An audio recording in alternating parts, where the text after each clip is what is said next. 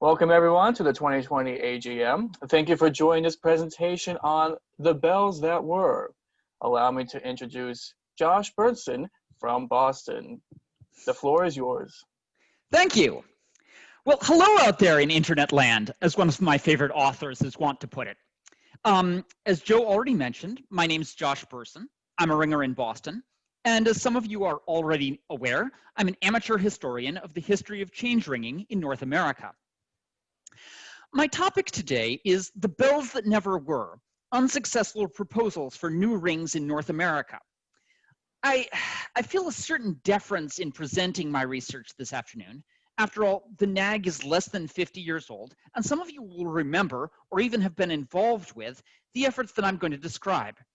If that's true of you, then I'd ask for your forbearance for anything that I've misunderstood, and I'd suggest that you treat this as a combination of trip down memory lane and a request from me for more and better information on the proposals that I shall describe.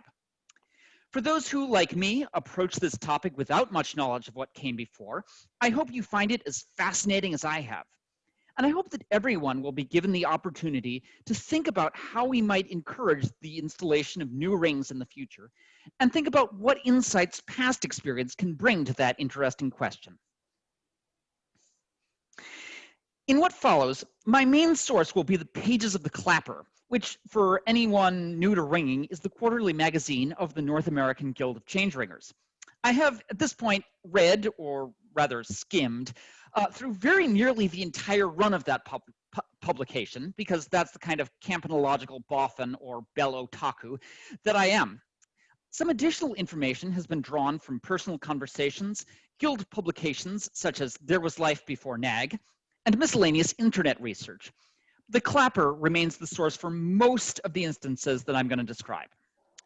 So, does anyone have any questions before I begin?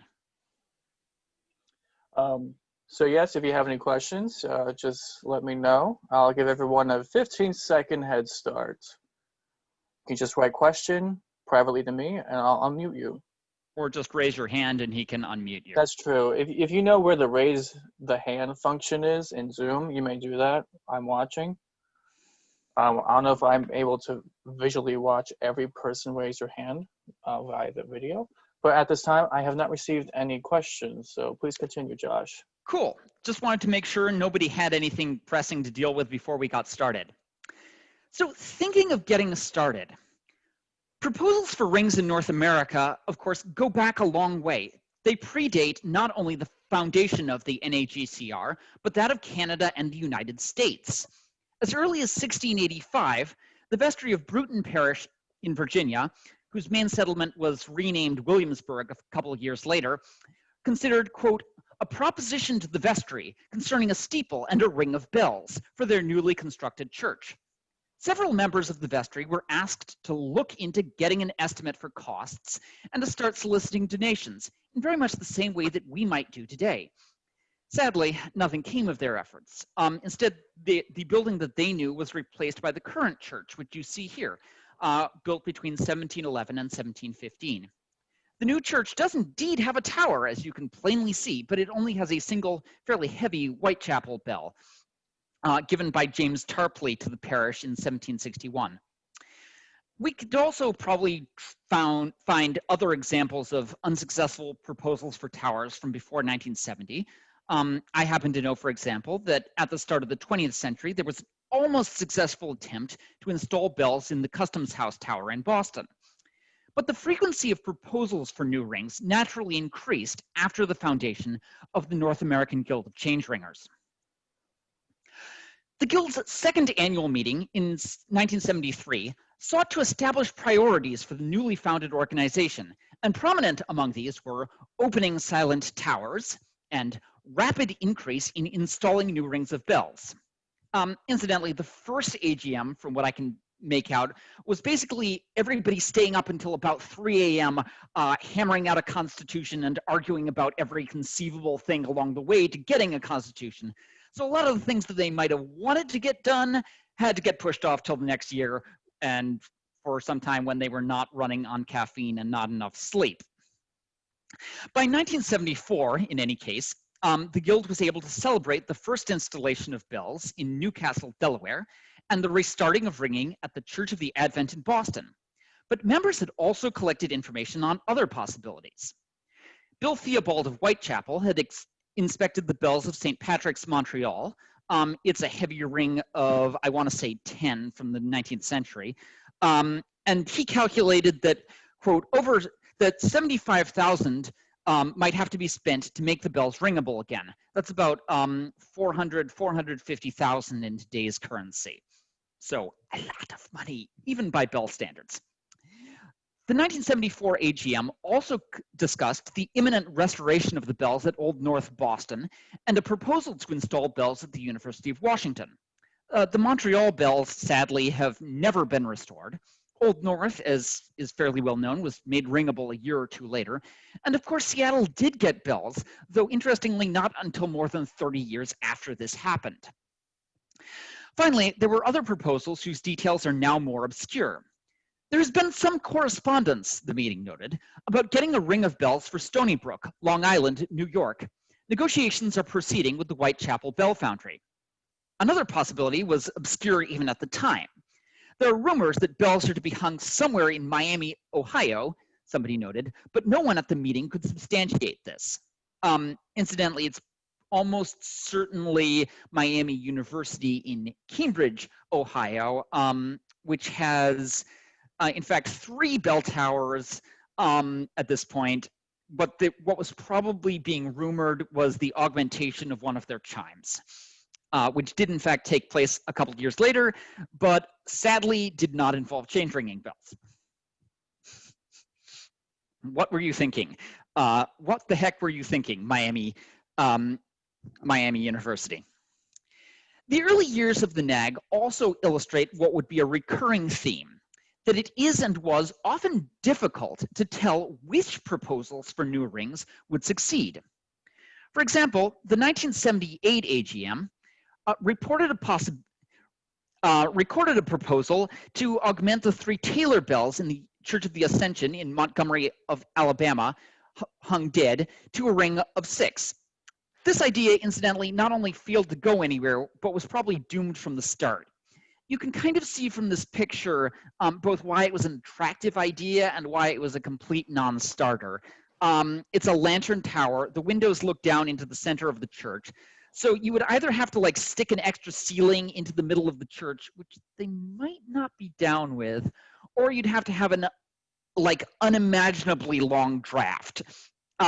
So I'm not even really sure that there was space in the tower for 6 swinging bells in any case. The same report, though, also brought up the possibility of restoring the unringable 8 at Christ Church, Philadelphia, which is a rather more feasible idea and tragically has never been put into practice. But it also mentioned possible future towers at St. Michael's, Charleston, St. Martin's, Philadelphia, and, quote, a cathedral in Little Rock. There was clearly no expectation at the time that the augmentation in Montgomery would go nowhere, or that Little Rock's bells would become a reality. Instead, you can see here the sort of range of geographical locations from Little Rock to Montgomery to Montreal that people were talking about in the 1970s. And you can see here the ones that were actually in existence in 1980. So we'll take that as a starting point as we move on to the 80s and 90s. These were years of growth for the NAG. By my count, 19 rings of bells from Toronto to Honolulu were restored or cast between 1980 and 2000, doubling the number of towers in North America. But that total was equaled by the number of other proposals that either never panned out or that were only fulfilled much, much later. In some cases, admittedly, I'm not even sure whether I should call them proposals. For example, in 1985, Alan Ellis published a list of all the bells that he knew of in North America. Listeners should recall that, of course, this is back before the internet, so I don't believe any similar guide existed at the time. His list included some towers that were clearly candidates for restoration or conversion to change ringing, such as the former ring at Trinity Church, Woodlands, Texas. But the list also had carillons, tubular bells, and other more obscure bell collections.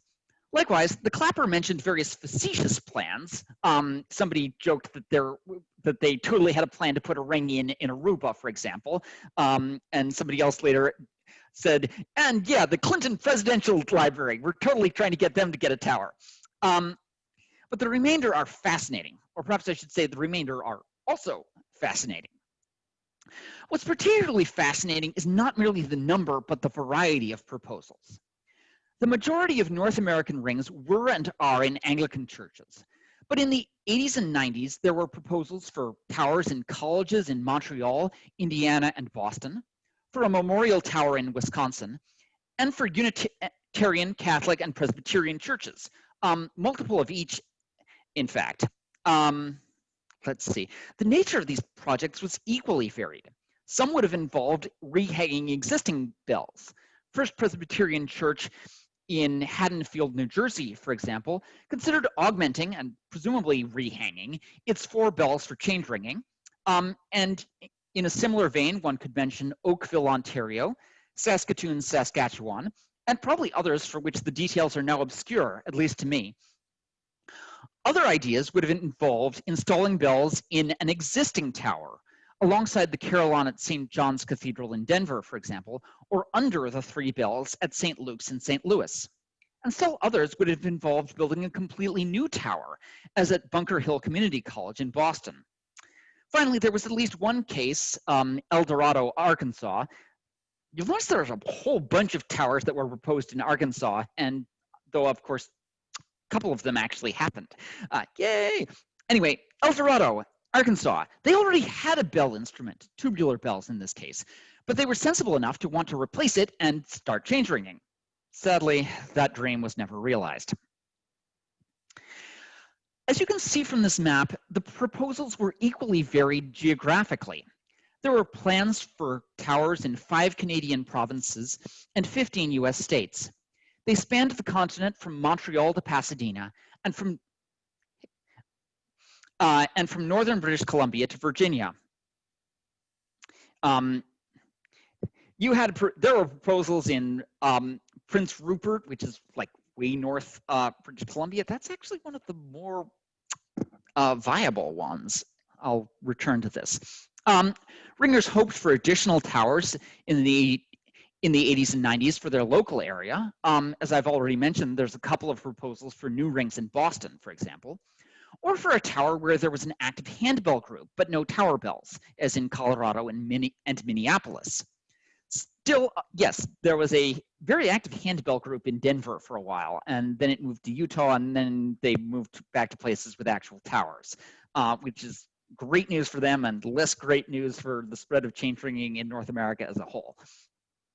Still others, of course, held out the hope for expanding North American ringing to completely new areas, to Kentucky, Missouri, California, and Saskatchewan. In some cases, the impetus from this came for ringers. Alice Shercliffe, for example, sought to get bells installed at Bunker Hill Community College in Boston, and Ron Pershon personally bought the ring for the Memorial Tower in Pewaukee, Wisconsin. But frequently it's the other way around. You get churches reaching out to the NAG for advice. Churches in Austin and Arlington, Texas, for example, reached out to the Houston ringers for advice on rings in the 1980s. The first Unitarian church in Louisville, which I think I've mentioned briefly in the past, the church burned down in 1985. It's a stone structure, so the superstructure was there, but the roof was gone. But while they were looking at rebuilding, they also looked into getting into a ring of bells and contacted the NAG about, hey, how do we do this? And much the same story, barring, of course, the fire, was true of churches in Edmonton in 1992-3, in Prince Rupert, British Columbia, around 1996, and in Minneapolis. Looking through my list of proposed towers for this period, 3 ringers' names stand out. Alan Ellis of British Columbia has already been mentioned, including, in addition to much other work, during his term as president of the NAG in the early 90s, he pointed out that there are several rings now progressing, including Edmonton, Toronto, Atlanta, Berkeley, and a second tower in Charleston.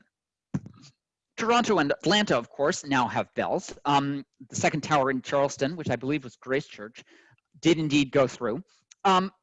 Whereas I'm not even sure what institution in Berkeley was interested in bells.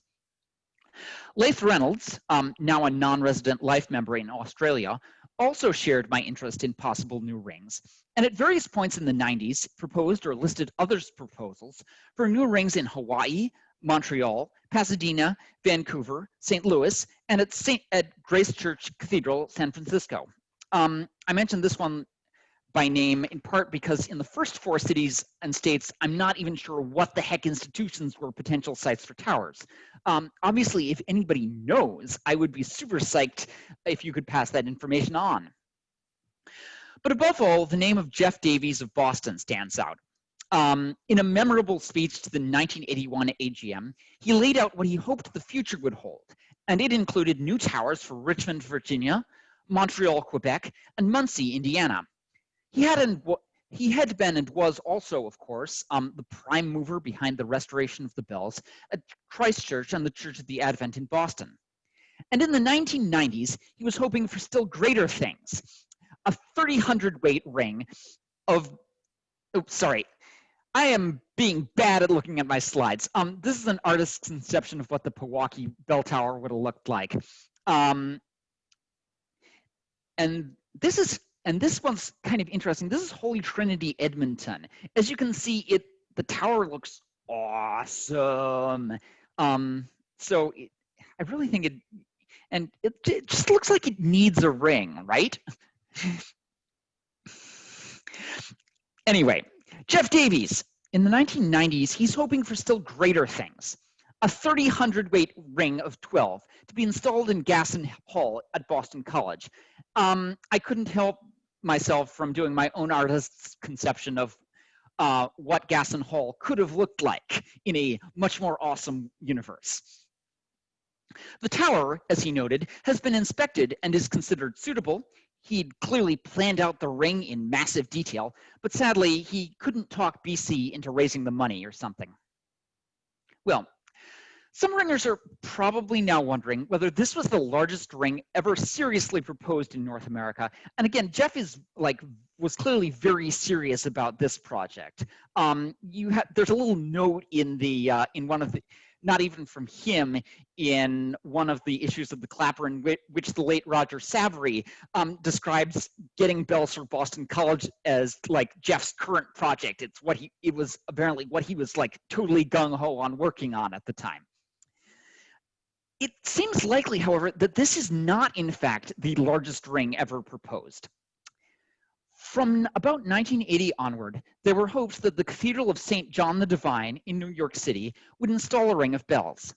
At the time, the bells were a proposed fundraising goal for the cathedral, which, in the classic medieval tradition, is even now still under construction, some 125 years after work began. To return to the bells, though, I can't find any record of exactly how much the tenor would have weighed, but the plan was for a ring of 12 plus an extra treble or flat sixth, and the estimated cost was $250,000, which is over 3 times that in today's currency.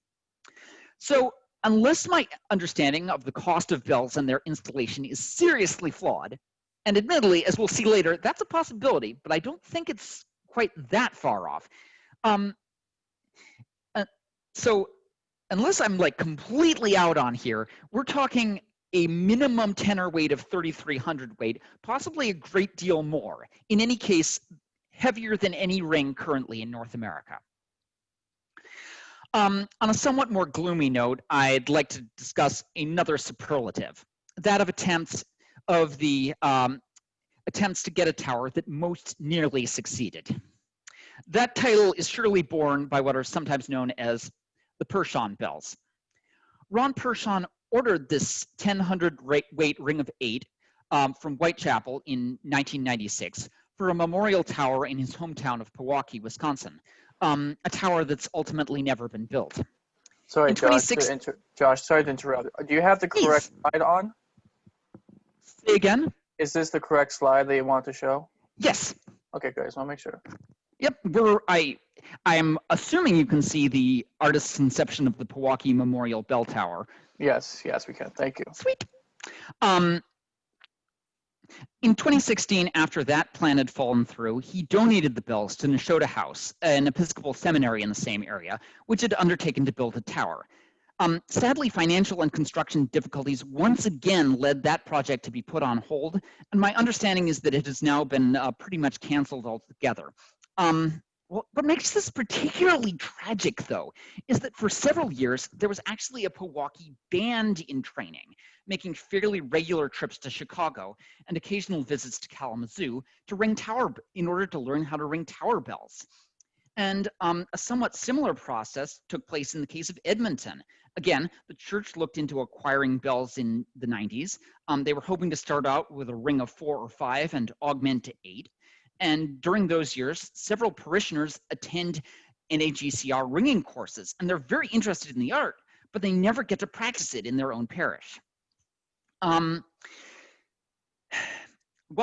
get back to Pewaukee, though, am I correct in thinking we have Ron in the audience?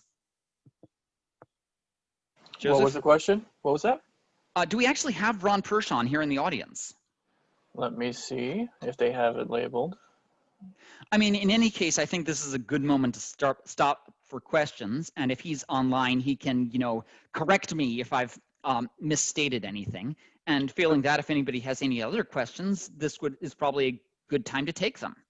Yeah, according to the participants, I do not see one that's named Rob Hershon, but Okay. if they want to let me know, we can go from there. Yeah. And if I did receive a comment from Laura Kang that Berkeley may be the 12 John Taylor bells in the UC Berkeley Campanile?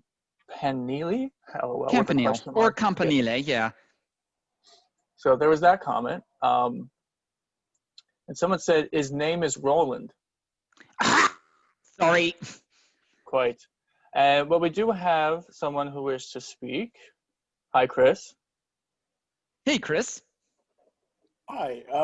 I was just wondering if I may have just not heard, but if John the Divine, can you repeat when it is that they wanted to buy a ring or have a ring? And do you know the name of the person who was interested? I don't know exactly who at St. John the Divine was interested. I do know that the NAGCR actually formed an advisory committee to give them guidance on, hey, how to do this, and presumably also to push them gently in the direction of, hey, this is something you should do. I do not remember offhand who was on that committee, but if you want to contact me after, I can look it up in the Clapper. It was discussed at some length at the 1980 AGM. So if you look up that issue of the Clapper, you can find the information there, or I can email it to you later. That's great. Thank you very much. You're so welcome. Awesome. Anyone else have any questions or comments? Please let me know or raise your hand. I'd love to hear your voices. Just give you all a 10-second start. Josh, I was wondering if you could lower your microphone just a half-inch down. Like so? A little bit more? Like so. Yeah. There you go. It was a lot of distortion before, so hopefully that will fix it. Oh, sorry about that. No, it's fine. I'll keep that in mind for the future. I hope I was at least sufficiently understandable. In my opinion, yes. And I can see everyone nodding yes. Cool. Do we have any other questions before we proceed?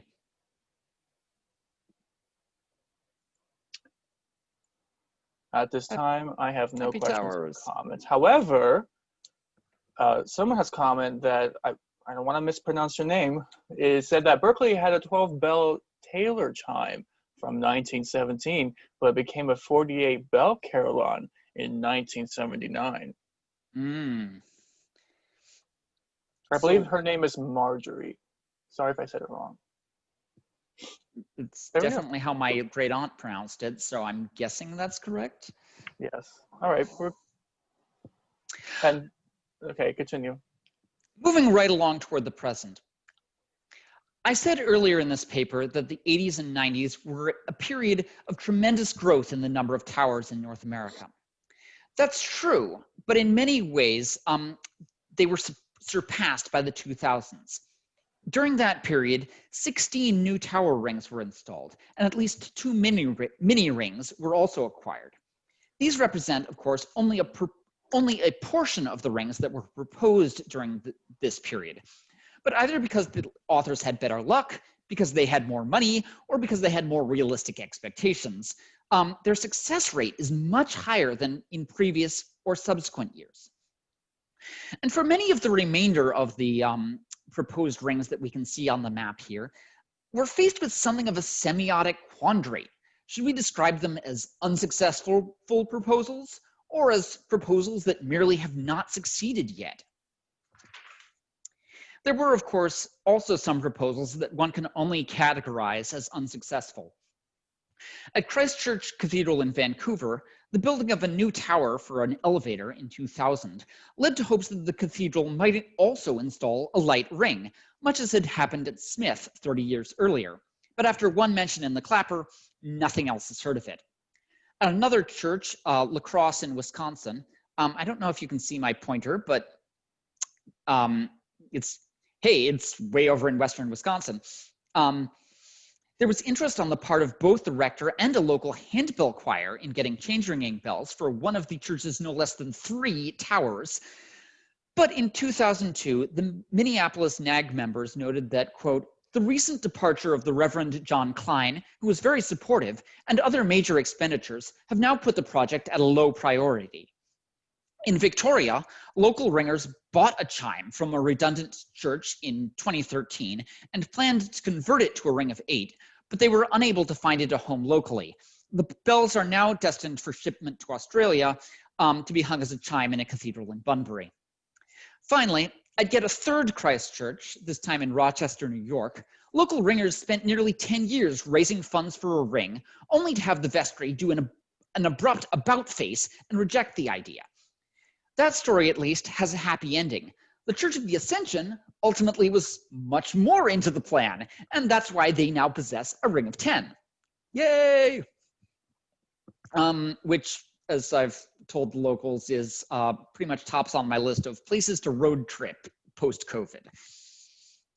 In other cases, I'm less sure of how to describe the outcome. Starting as early as the 1990s, for example, local ringers hoped to get a tower in Portland, Oregon. Their efforts ultimately centered on First Unitarian Church in that city. Structural modifications to one of its 2 towers to install the installation of a bell frame were completed around 2010. However, the church then embarked on a major rebuilding project, leaving it, at least for the moment, without the funds for bells. Should one describe that as a failed proposal or one that merely has been delayed? Likewise, in 2006 and 2007, it was confidently expected that the Charleston area would get its 5th ring of bells in the near future, but I can't immediately find any information of what became of that project afterwards. Did it fall victim to church politics, to unpleasant discoveries regarding the structural integrity of the tower, or to a shortage of funds? Or on the other hand, was it merely put on hold indefinitely? Can we hope that there will be a ring of bells at St. Philip's sometime?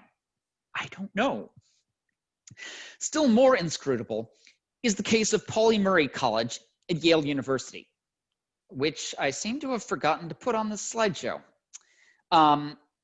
Here, when the new residential college was being designed around 2011, the plans included a bell tower, which in turn had what appeared to be a ringing room, complete with rope circle.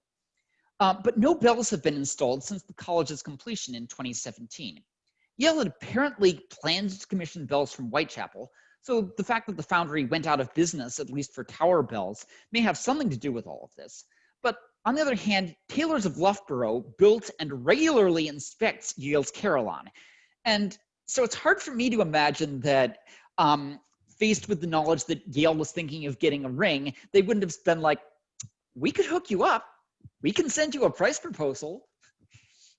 So did the Yale administration have second thoughts about the costs, or did they were they worried about noise complaints? Or are they merely putting this project on hold while they play recent alum, trusty alum, rich alum, dead alum in search of the necessary funds? It's the Yale administration, so they're not exactly the most transparent about this.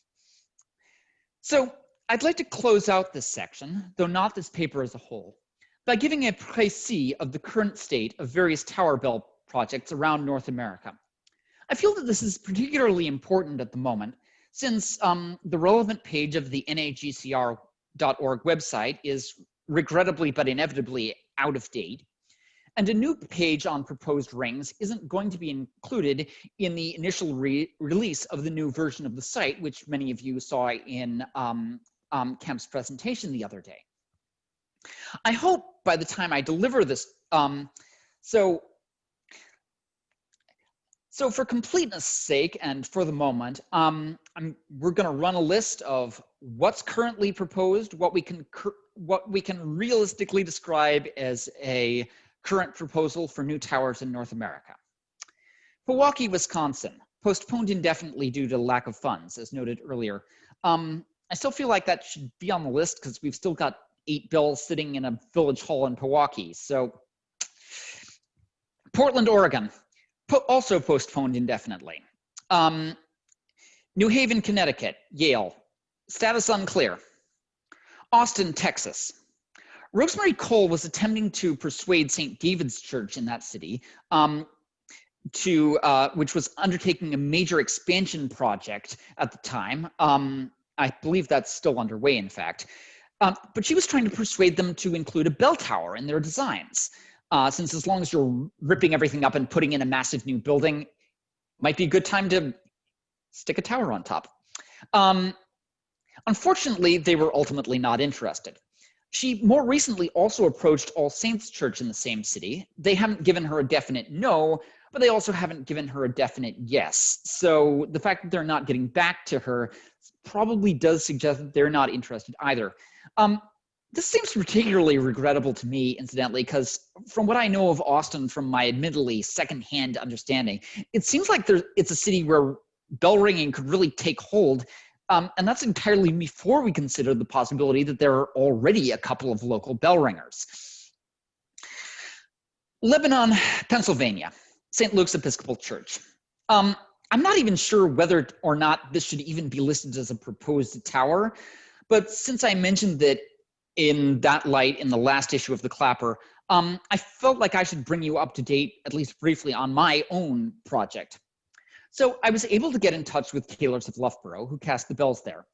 They confirmed that yes, it would be possible to rehang them for change ringing, but they also recommended replacing at least some of the front 4 since they're disproportionately light in comparison with the back ones. Even apart from the possibility of buying additional bells though, I hadn't fully appreciated the costs that are involved in demolition, putting in a new bell frame, and rehanging. These would probably run to 100,000 or more. I got a couple of estimates from different foundries who were kind enough to send those to me on a sort of unofficial basis. So that would probably be 100,000 or more, which is around the cost of a new ring. That would be rather a lot for either the NAGCR itself or a church with no local bell ringing tradition to raise.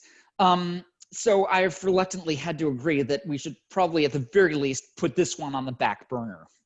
It can, if you like, be added to my list of unsuccessful proposals. I hate to end this section of the talk on such a downer. Fortunately, I don't have to. Ruther Glen, Virginia, Ben Sunderland's foundry, tower expected circa 2022, possibly earlier. As I noted, previous edition of the Clapper. For anybody who doesn't know, Ben Sunderland was, I believe, trained in part at Taylor's, has his own foundry, just cast a 50 bell carillon for NYCU. So NCSU, in North Carolina. So he's crazy busy, but he's in his extremely limited spare time. He's already cast several bells of what he hopes to eventually be a foundry tower. Finally, 1 or 2 NAG members are currently working on efforts to get bells installed in other new areas that I haven't mentioned. So stay tuned for that. They've asked me not to mention where they are because the projects are still in their very early stages, and they don't want to jinx it. And I think this is a good moment to pause just in case anybody has any questions before I finish this discussion. Yes. So we do have a slew of comments in the chat, ranging from... I'm talking too fast? No. Ed Fletcher said that Jeff, John Owen, Linda Woodford, Roger Savory, and Mark Hutcherson were on the New York Advisory Committee for the St. John Divine. Thanks, Ed. As well, the one for the Portland one that you mentioned was delayed or lack of funds. And for the one at NCSU, all they said was... That's a carillon, not a ring, but yes. Yes, they just said 55 bells. And Michael, would you like to voice your question? I just missed what the name of the church in St. Louis that was going to have the proposed tower that then fell through. Oh, sure. I mean, I forgot to ask. Leif Reynolds was like, hey, this is a great idea. I don't know if the proposal got beyond that, but it was the Cathedral of St. Luke, which has 3 fairly heavy steel bells. But he had a look at the tower and commented that there was also plenty of room to put in a ring, as well as a ringing chamber. Mm-hmm. So yeah, if you want to visit there, you can, confirm, discuss, possibly nudge. I mean, Oh, too late. You can unmute him. Would you like to keep going, Michael? No, it's not. I was just saying, like, one of the very few things I could do is just wander over to wherever this St. Luke the Evangelist Catholic Church. Is that the one? St. Luke's Episcopal Cathedral, I believe. St. Luke's yes. Episcopal. St. Luke with an E after it. Same difference. Lovely. Anyone else have any questions, comments, or even concerns? Or want to debate, argue with Josh? This would be a perfect time. I'll give you all 15-second head start to think about what you can say. Oh, Cassandra, I see you've raised your hand. How can we assist you? Yeah, yes. I was wondering, so it looks like pretty much all of the proposed and existing ones are on the 2 coasts. So why nothing kind of in the middle of the country there? Well, they're kind of in the 3 coasts because you've got a little bit of a cluster around the Great Lakes and a fair number in the south. There's a number of factors for why. I mean, the really bigger question is why the heck are there no towers in California, to which I do not have a good answer. Why aren't there many in the middle? Well, there's several reasons.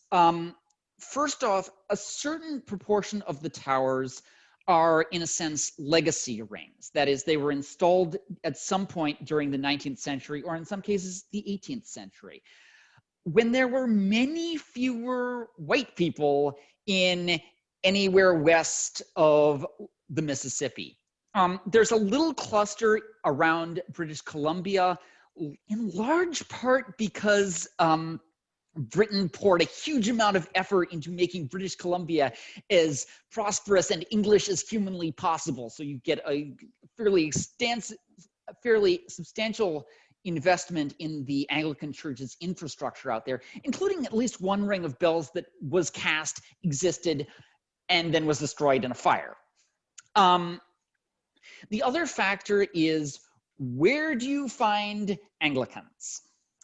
There are a lot of Episcopalians and members of the Anglican Church of Canada in the East.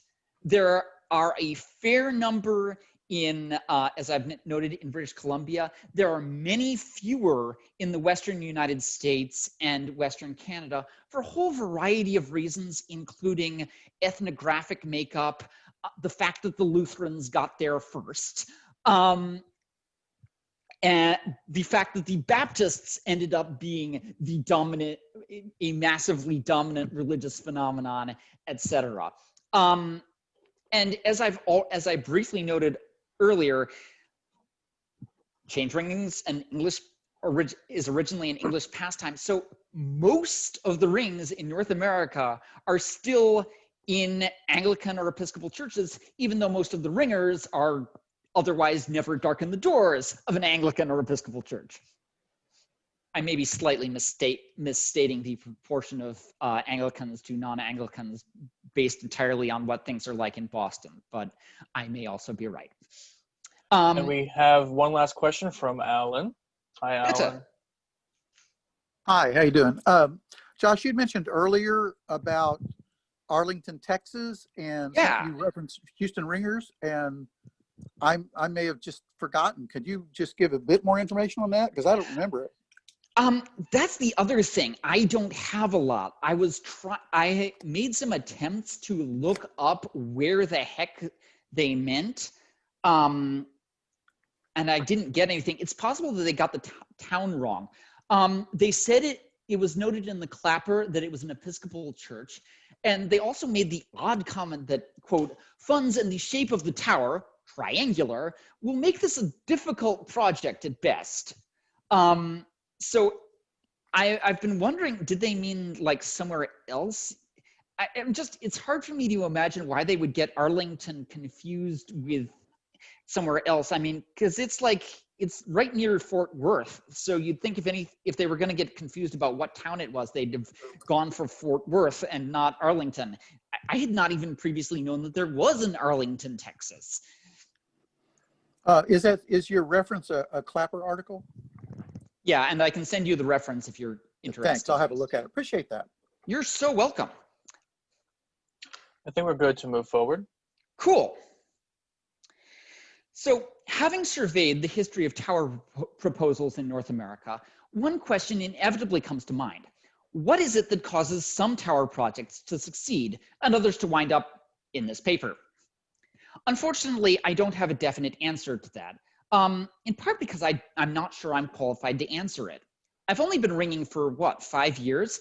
And I've been fortunate that my ringing experience has entirely been in places where ringing is flourishing. I haven't, witnessed a bell tower project failing firsthand. I sort of get secondhand glimpses from the occasional efforts to relocate the Melrose bells and from the pages of the Clapper. And sometimes these glimpses don't afford any information on what went awry. As we just noted with Arlington, sometimes I can't even tell what church or even what location was involved. In any case, a lot more of them, even if we know where it is, you get a mention of a proposed tower, and then nothing is heard on the subject again. The causes for why some tower proposals fail, moreover, seem to vary fairly considerably. It might be tempting, for example, to imagine that in those cases where it's local bell ringers trying to talk a church or other institution into getting bells, that their efforts are less likely to be successful because it's some bunch of outsiders trying to talk you into spending a whole lot of money. And certainly there are cases like that. But as I've noted at various points in this paper, one can point to several examples of the opposite phenomenon, where a church approached the NAG or their nearest tower for advice on getting bells and then changed their minds. And on the other hand, there are any number of existing towers, from St. Martin's in Philadelphia to North America's most recent tower in Rochester, where the impetus came from local ringers who were ultimately successful in their efforts in this direction. There are, of course, some recurring themes in why tower proposals fail. Some of them also, of course, apply to those cases where bells are installed and then the local band fails to flourish. One of these is what one might call the case of the vanishing vicar, where a member of the clergy or someone else who had been a leader in trying to get bells installed leaves and the project falls apart without him or her. Another one's lack of funds, both in those cases where an institution is interested until they get the cost estimate, and in those cases where an expected source of funds dries up, or where the institution in question is suddenly faced with more pressing capital needs. On the other hand, one might expect that a high level of local commitment, both in terms of levels of individual enthusiasm and in the total number of would-be ringers and of other supporters of the project, would increase the likelihood of getting bells installed. But again, in most cases, I don't have like blow-by-blow discussions of how did this project succeed. We're slightly more likely, in fact, to get postmortems on why it didn't. So I can't necessarily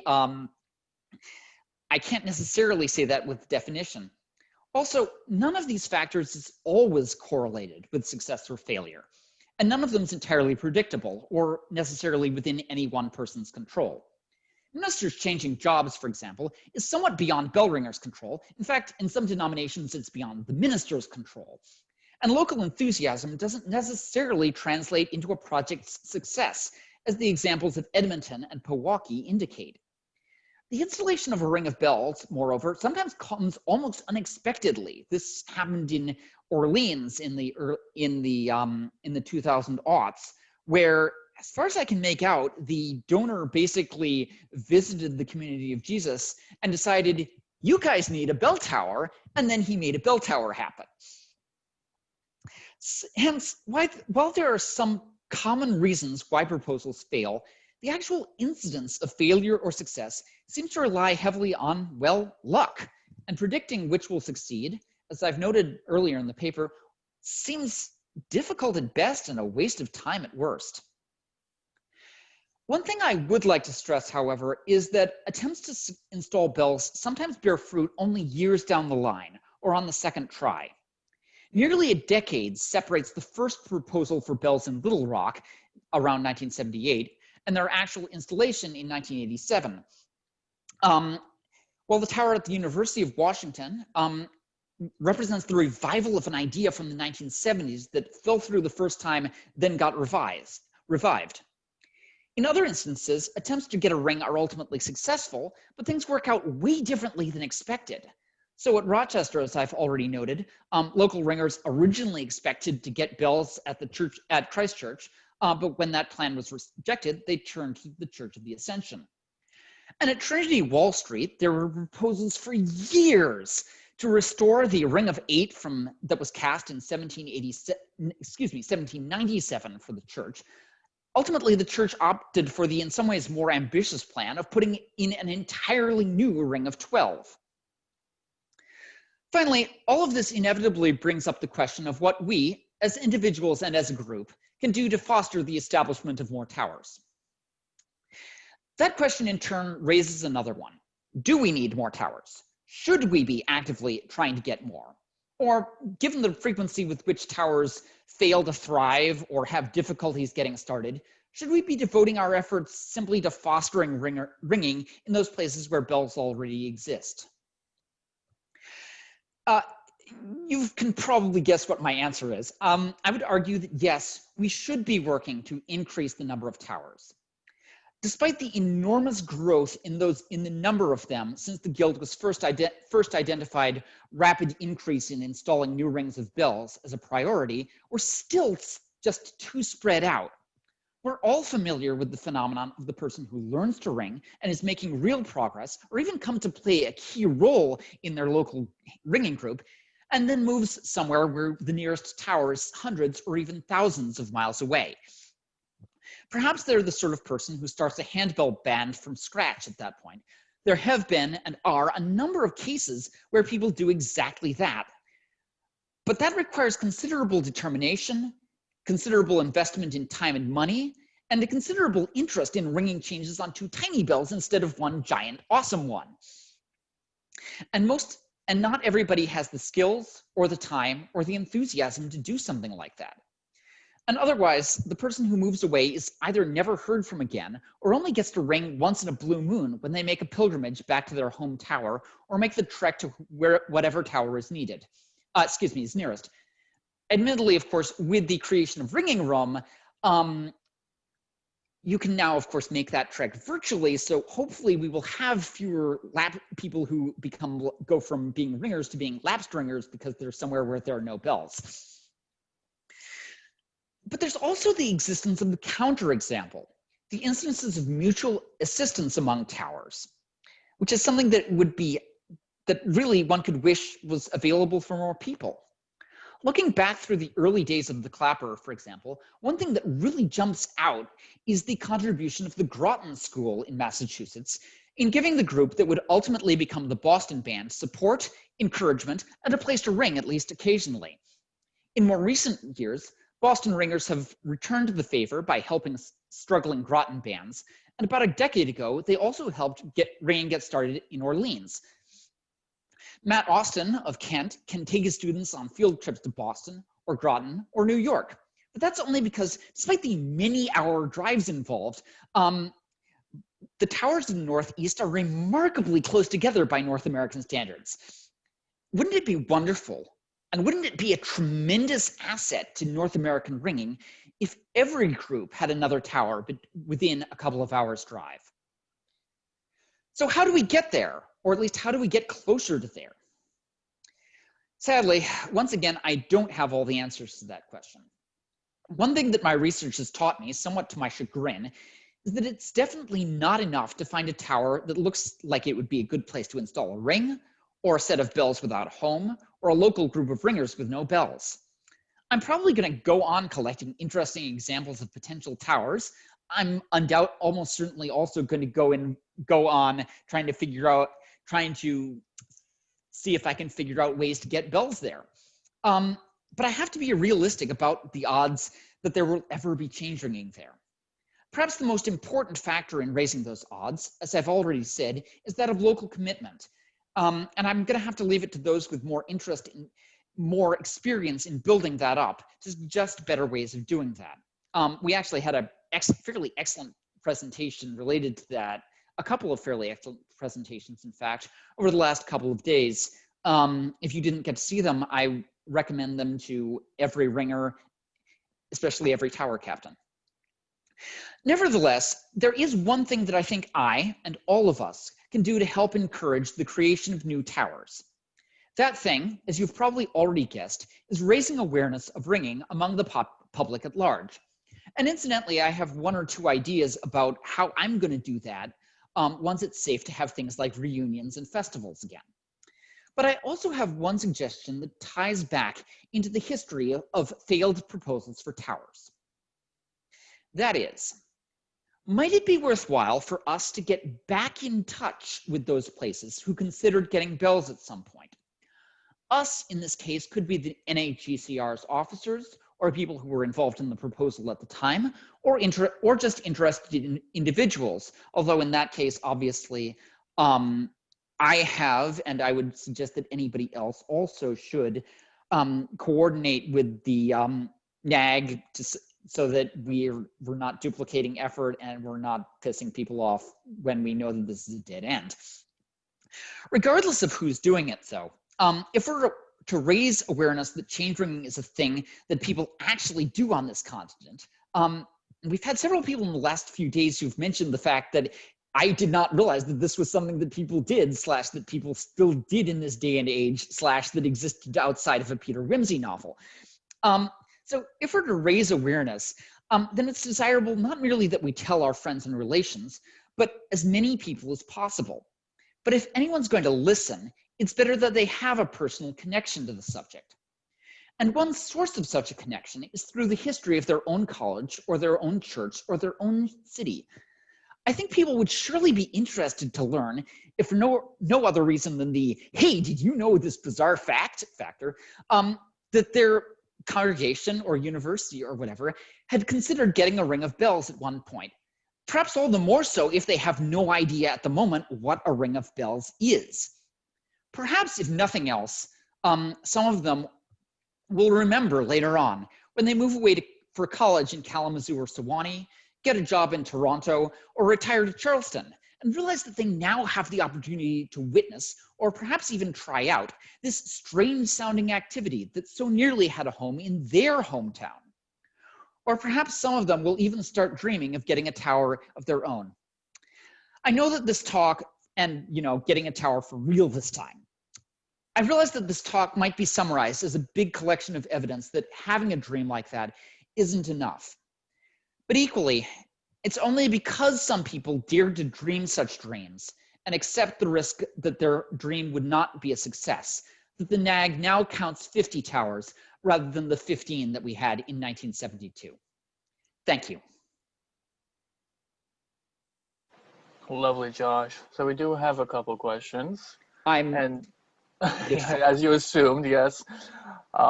Matthew Austin did have a question. I gotta find your name. How are you? What's up? Hey there, Josh. This is coming back to the question. Matthew, unfortunately, we can't hear you. It seems like your headset's not connected to Zoom. I can hear him. He's just very faint. Matt, can you either up your intake or yell? It was, Joe had it. It was still on a different setting from the last presentation. So thinking back to when you were talking about churches that approach the NAG and when proposals fail, I had a conversation with Dan Beeman a while back, and he and I talked about that a bit. And it wasn't in the context of the NAG specifically, but one thing that he pointed out was that the some maybe missteps in sequencing of the project and what the realities of the project would be like, and people coming to churches with ideas for bells, but maybe not looking at the structure first, or the architects coming in at a different time than the structure and the foundry did, and so the project blowing up under churches rather than out at the outset them having a really good idea of what this was going to look like. Now, people who've been on advisory boards and who are in this meeting, probably know all of this much better, but I think the advice I got out of that conversation with him was that having a really good sense as early as possible of what this project really could look like is a big contributor to the success or failure of the project. Yeah. And that's incidentally why I spent a whole bunch of emails this spring getting in touch with tailors about, hey, is this feasible? Are these bells even capable of being talking about Lebanon, Pennsylvania, that is. Why I got in touch with tailors to ask, hey, are these bells even capable of being rehung? If so, how much is this going to cost? And the answer was yes, and a whole heck of a lot.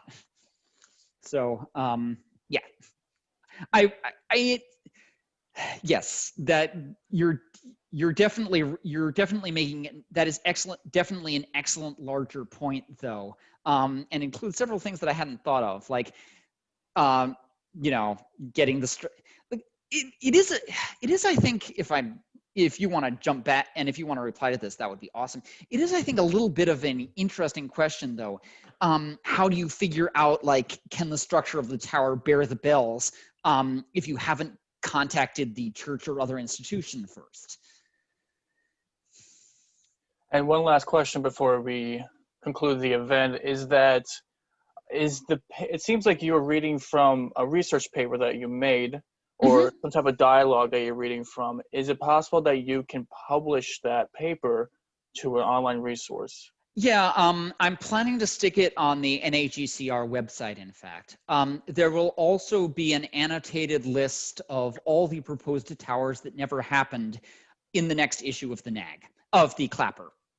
But yes, I'm also planning to put this onto the website. I thought about sending it to the Clapper, but it's like 16 pages long, so you'd have to publish it serially, and I was like, maybe that's not the best idea. Right. Lovely. Awesome. Yeah, thank you so much for this eye-opening presentation. Very informative. You are so welcome. Thank you for coming to my NAG talk. Yes, and at this time, we'll be asking everyone to unmute themselves and to congratulate Josh. Clap. Let me hear those claps. Yay. Lovely. Yay. Love it. I love it.